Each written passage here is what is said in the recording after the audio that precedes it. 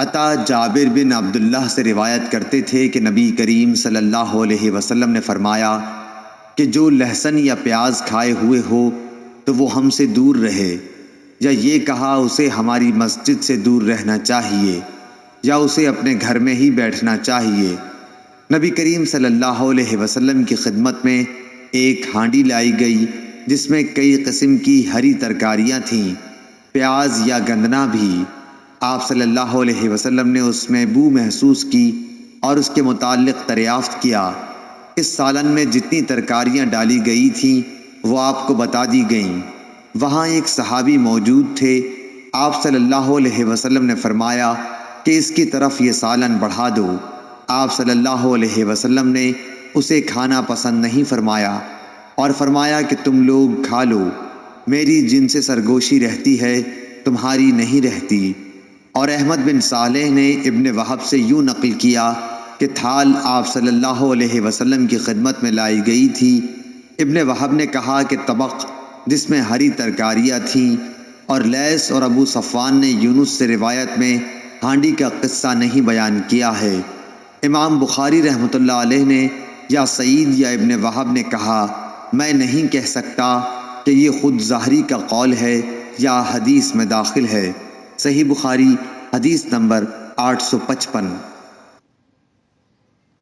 عطا جابر بن عبداللہ سے روایت کرتے تھے کہ نبی کریم صلی اللہ علیہ وسلم نے فرمایا کہ جو لہسن یا پیاز کھائے ہوئے ہو۔ عبدالعزیز بن صہیب نے بیان کیا کہ حضرت انس بن مالک رضی اللہ عنہ سے ایک شخص نے پوچھا کہ آپ نے نبی کریم صلی اللہ علیہ وسلم سے لہسن کے بارے میں کیا سنا ہے؟ انہوں نے بتایا کہ آپ صلی اللہ علیہ وسلم نے فرمایا کہ جو شخص اس درخت کو کھائے وہ ہمارے قریب نہ آئے، ہمارے ساتھ نماز نہ پڑھے۔ صحیح بخاری حدیث نمبر 856۔ صفوان بن سلیم نے عطا سے بیان کیا، ان سے ابو سعید خدری رضی اللہ عنہ نے بیان کیا، ان سے نبی کریم صلی اللہ علیہ وسلم نے فرمایا کہ جمعے کے دن ہر بالغ کے لیے غسل ضروری ہے۔ صحیح بخاری حدیث نمبر 858۔ قریب نے خبر دی ابن عباس سے، انہوں نے بیان کیا کہ ایک رات میں اپنی خالہ میمونہ رضی اللہ عنہا کے یہاں سویا اور رسول کریم صلی اللہ علیہ وسلم بھی وہاں سو گئے۔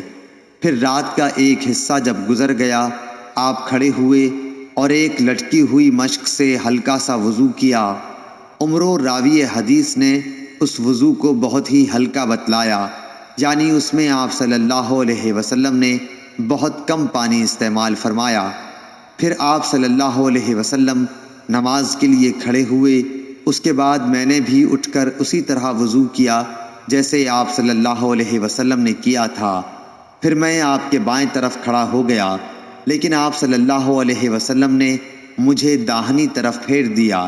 اللہ تعالیٰ نے جتنا چاہا آپ نے نماز پڑھی، پھر آپ لیٹ رہے، پھر سو گئے، یہاں تک کہ آپ خراٹے لینے لگے۔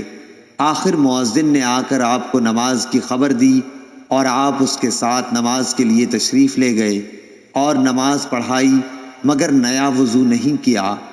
سفیان نے کہا ہم نے عمرو بن دینار سے کہا کہ لوگ کہتے ہیں کہ سوتے وقت آپ صلی اللہ علیہ وسلم کی صرف آنکھیں سوتی تھیں لیکن دل نہیں سوتا تھا۔